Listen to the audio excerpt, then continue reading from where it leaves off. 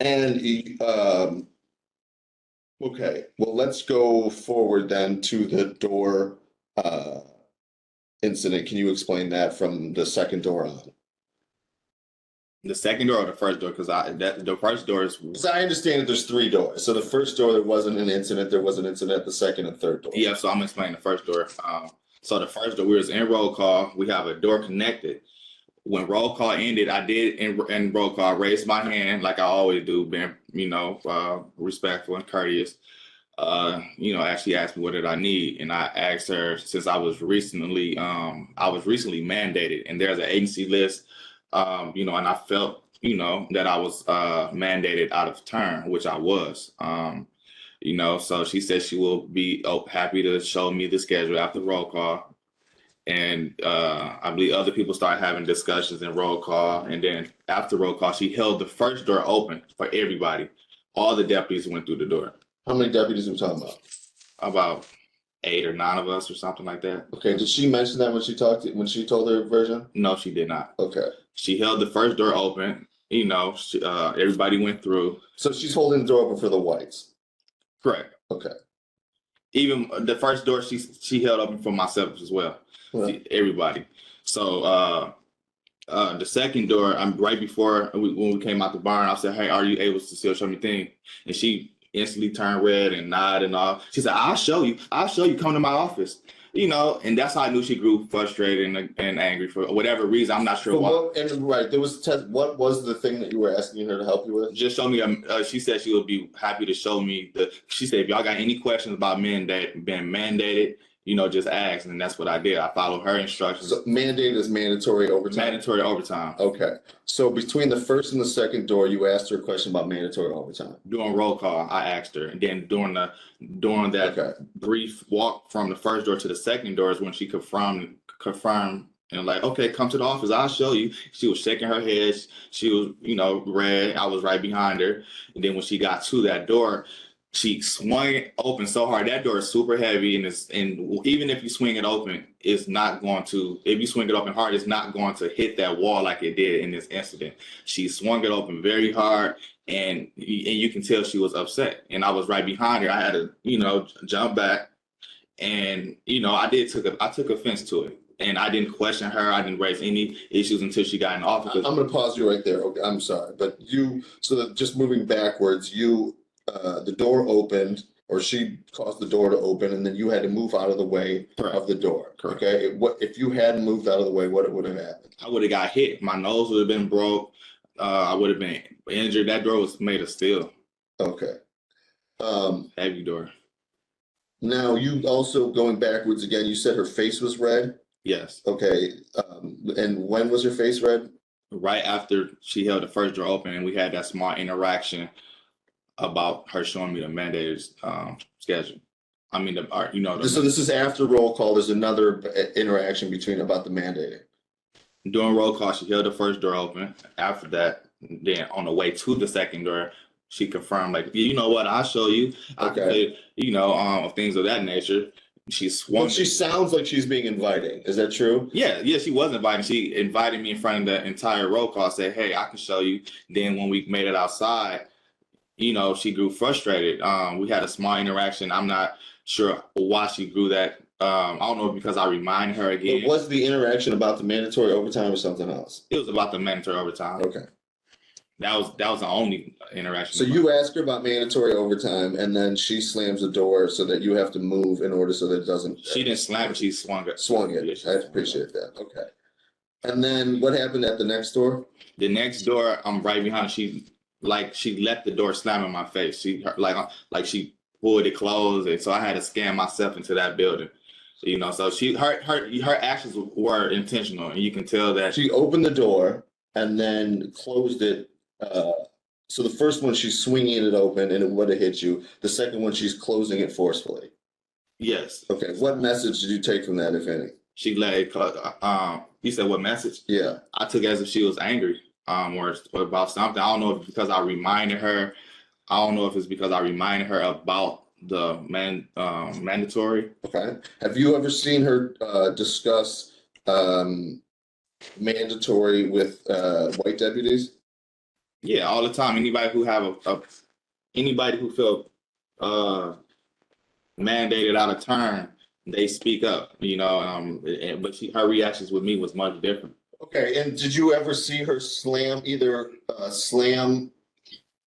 a door shut or I guess let's stick with that. Did you ever see her slam a door shut on a white deputy after the white deputy asked her about mandatory overtime? No. Okay, did No. you ever see her swing a door open so as to hit a deputy unless the deputy moved when a white deputy asked her about mandatory overtime? No. Okay. Now, you heard Ms. Byers testify, right? Correct. And her version of events is quite different from yours, right? Right. Okay, but she did admit that she believed you were going to take offense from her swinging the door at you, right? Yeah. Okay. Did you take offense? I definitely took offense. Okay. Did you alert her of that fact? Once she got in the office, I definitely I never went inside her office, because I was like, she always. You stayed outside the door. I definitely stayed outside the door because if I get loud, y'all sorry about that, but I'm just allowed to. Well, let me just pause. Is that something that you normally do? Is stay outside, stay in the outside the entryway of Miss Byers' door?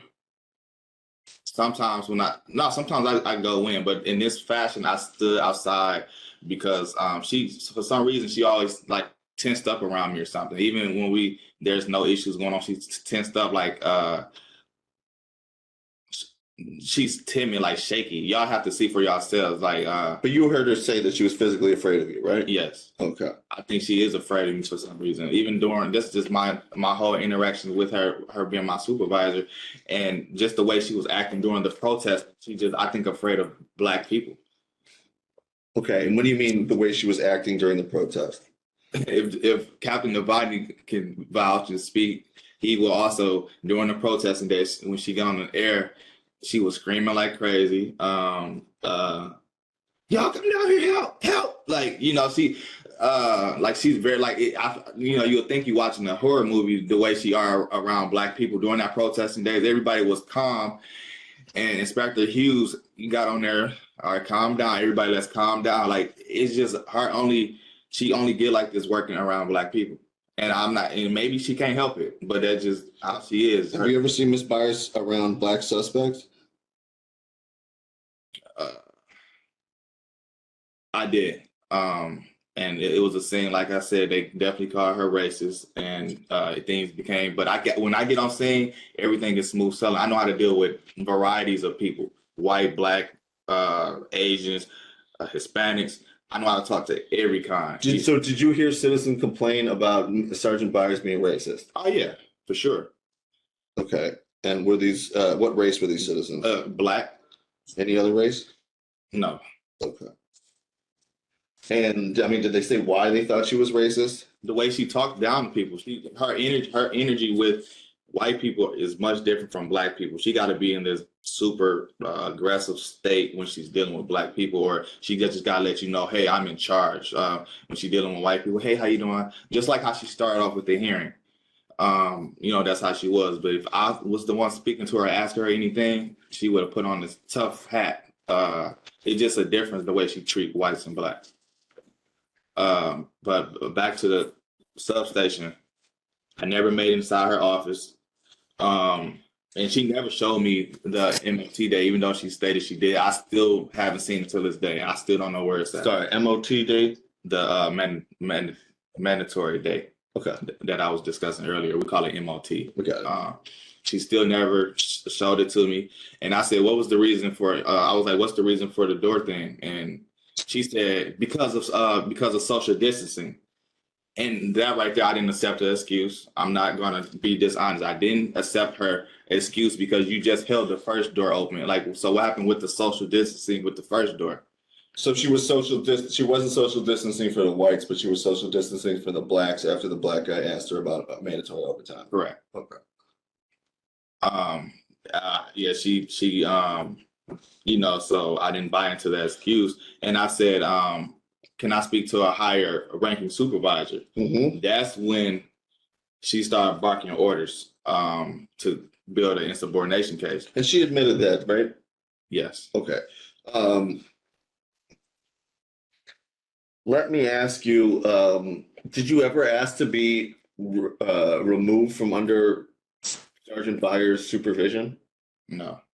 Why not? I told them, I prefer to stay here, and so there can be some kind of positive change. I wanted a relationship with Byers.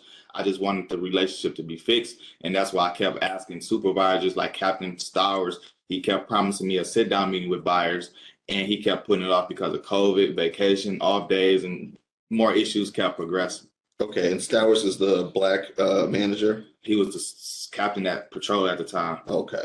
And so he was a supervisor over Miss Byers. Correct. Okay. And you discussed race issues with him? Yes. Okay. Yes. He the one told me the agency was racist, and he was working directly under Daniel Hughes. Daniel Hughes' office was in the substation. You had Stowers right there, and he used to do this to his skin. If y'all can look at me really quick, he used to do this to his skin. That's indication let another black person know this white person is racist. So we ever had a discussion and you was black, and then somebody walk away, that mean you racist. So Stowers used to always do that when Daniel Hughes walk out of the office, or when Byers walk away, of things of that nature. Same with Gladney, he'll do the same thing, letting me know this department is racist. But back at that situation, after I requested for a higher ranking supervisor, that's when Byers started barking orders, and I never told her no. I never once told her no, so I wasn't being insubordinate. I didn't raise my voice. There wasn't any altercation. That's why during that arbitration hearing, and it was people in the substation. They also had them a part of that hearing, and they also said they didn't hear the interactions between me and Byers. So that was a lie when she said we were yelling. I mean, I were yelling at her. They would have heard it. They was right there in the workstation. You had another guy right here. All of them said I didn't hear any interactions. If it was like she said it was, they would have been able to testify and said they heard us having an interaction. Now, do you believe that the people who, because was there an internal affairs investigation about the insubordination? Correct. Okay, and you told them about the door incident, right? Correct. Okay. And did you tell them about race at any time? I did. Okay. And yeah, well, did those internal affairs people do anything to address those race concerns at any time? No, I definitely told Captain Whittick. Captain Whittick was the supervisor, because I know they painted the picture as if I refused to go in order. We always go into order right away. I mean, into service right away. Before roll call, we have to be logged in service already. So I was already in service. But I didn't go to a call is because Captain Whittick called me. Anytime you're in a meeting with any higher ranking supervisor, you automatically get placed out of service. It's not that I wasn't going to a call. I was on the phone with Captain Whittick, and Captain Whittick can testify to that as well. So do I disrespect the captain and not follow his orders, or do I go into service? And he was trying to get the situation under control. So I was on the phone with Captain Whittick. I never refused to go into service. Nobody had proof or no dispatch or nothing. And this is the same Captain Whittick that Sergeant Byers called. Is that right? I believe she called it. These are two different supervisors she spoke to, even though she denied me speaking with somebody and said that they weren't available. So apparently, after she said her story to them first, she beat me to the punch. That's how the insubordination came. I wasn't allowed to tell my side, and she gave her side while she tried to shoot me in service and write out this perfect report to send to everybody. Okay. So, and you had made complaints about Byers making race-based or treating you differently based on your race. Correct. Okay. Before that time? Yes. Okay. So the same supervisor who you in the department didn't do anything to resolve those complaints, right? Correct. Okay. So the same person who you made race-based complaints about both swings a door at you so that you have to move away, and then slams a door on you as well. And then when you raised those issues, you got punished for insubordination. Is that right? Correct. Okay. Even though I'm the one that initiated and requested a higher ranking supervisor, if I would have never requested for one, There wouldn't even be an insubordination case. But this wasn't just in front of one supervisor. This was one fully investigated by the entire department, right? Correct. Okay. And and there was an internal affairs case put against you, is that right? Yes. Okay. And do you believe that Molly Zillig signed off on those those documents? Yes. Okay.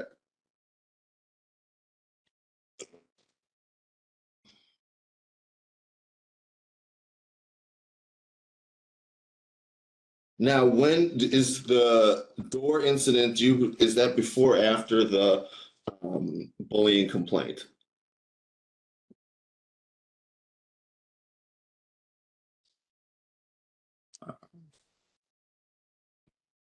I don't recall. I believe the door incident.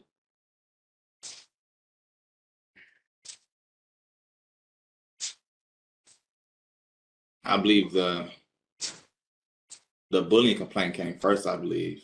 Okay. And because I know that there is several days, there's a big difference between when the Yeah, the bullying, I believe the bullying incident came prior to. okay, let me find the write up here. We can show that to everybody.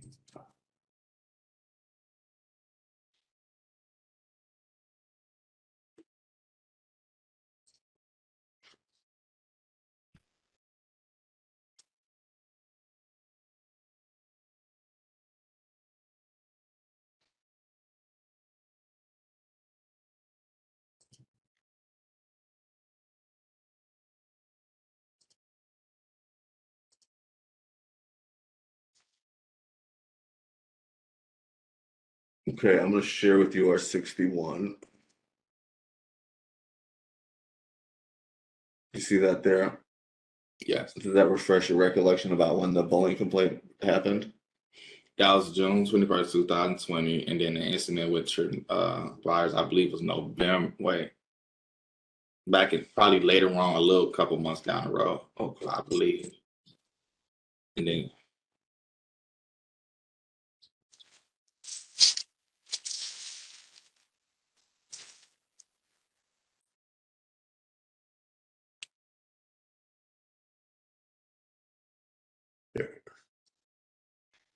Here it is. Okay. wait, that's a different incident. Yeah, that's the one where I was given two two write-ups after I went to HR.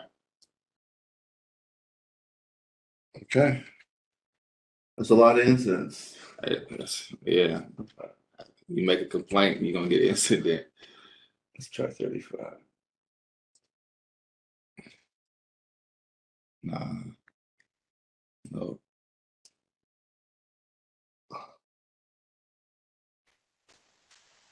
I believe the door thing came later of 2020. Okay. All right. I think we got that. It was, I believe, yeah. So the bullying complaint came first, and then this incident with the door came second. Okay. And we know that Miss Zillig knew about the bullying complaint. Yeah, for sure. Okay. I tagged everybody. I emailed everybody. All right, let's talk about Mr. Gladney now.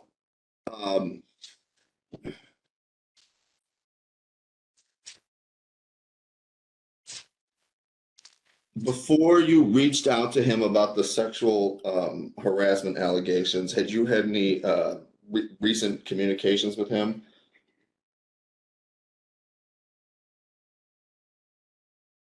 Yeah, we was talking like, you know, we be talking, but like he'd say things, just updating me about like racism going on in the department or things of that nature. General things that he realized himself. Okay.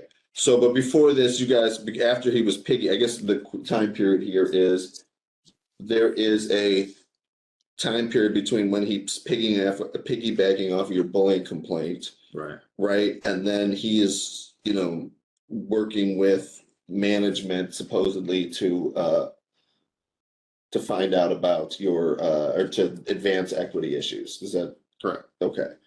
And then but so is you and he are interacting about that in this time period before June of 2021? Yes. Okay. And I mean, do you think that based on those conversations, do you believe that the agency took any steps to treat your race concerns seriously? No. Why not? Nothing happened. It's like I was always punished. It was more like everything that I raised, I was retaliating against directly right after. They make it so obvious because they don't wait long. You get retaliated right away. Against right away. Like I said, look at every complaint I made, you're gonna see a write up right after it.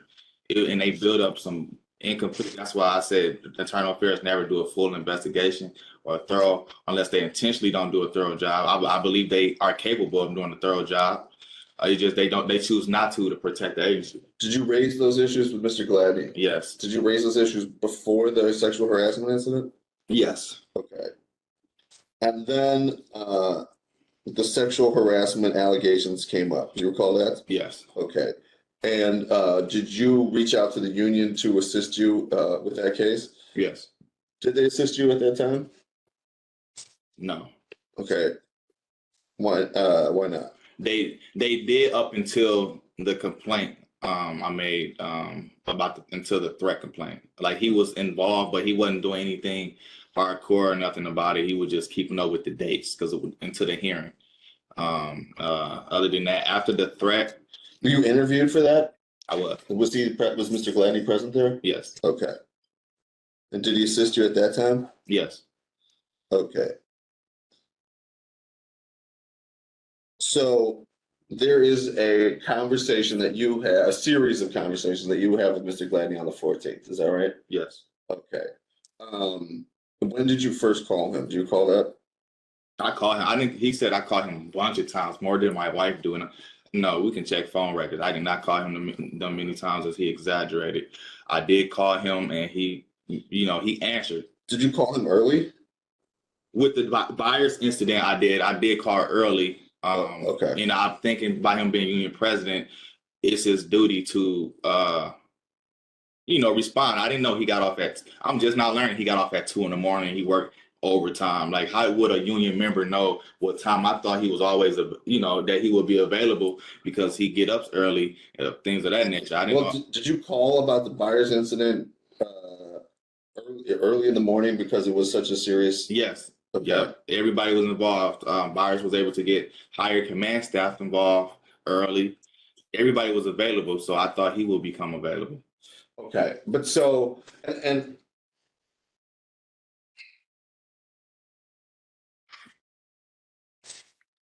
it's your testimony about the Byers situation that you, in fact, weren't eligible to go into service because you were talking with Captain Whittick at that time? That's the only reason why I didn't go into service.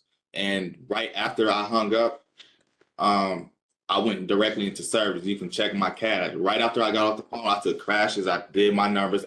And by the record, like Byers said before, I'm an amazing worker. I had the best numbers on patrol, and Captain Devine can testify that I was one of the best deputies on first shift. That's why they made me FTO. I never was behind on reports. I had the most citations written at the end of the shift. I was never behind because, like she said, they want to call it an OC thing, or I'm very thorough. I don't like to go home without things being complete. And that's just who I am. I don't.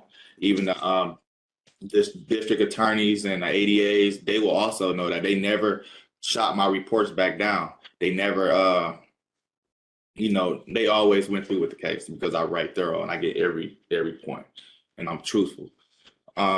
But not with the sheriff department. They know how I am writing reports. It just, my message ain't never got through. My complaints ain't never got through because they intentionally, like Zillick said, she is here to protect the agency.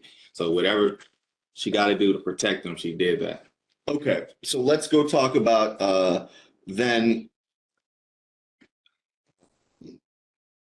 Did you have any indication that this communications on the 14th with Mr. Gladney was going to go so sour? I didn't. Okay. I didn't. It caught me off guard. And he mentioned a bunch of times that it was about sexual harassment. This phone call was about sexual harassment. It wasn't. It was actually about on August 13th, actually, I called in sick. One of my kids was throwing up, right at nighttime. So I ended up finding someone to keep him in the morning time. And I called the substation to get my sick time rescinded. I found somebody for my son to be with. I'm able to come in. Sergeant Pauly made it a big deal. Said, you're not allowed to do that. You can't rescind sick time. But I was allowed to before. Before. And that was one of the situations like, okay, I called in sick, but hey, I'm willing to be a team player. I'm going to come in. I found somebody to get my son. I'm ready to go. I'm in uniform. Can I just pause you? Is there a time when you realize that things are shifting for you in 2019? 2021, I mean. After that complaint I made, everything was going sour. After the complaint you made against Gladney. With Gladney, and then after that complaint I made to the entire agency about bullying, about race discrimination. Okay, so that really is the turning point in your career. Yes. Okay. Yes. And that's the email that you copied to everybody, including Ms. Zillick, right? Correct. Okay.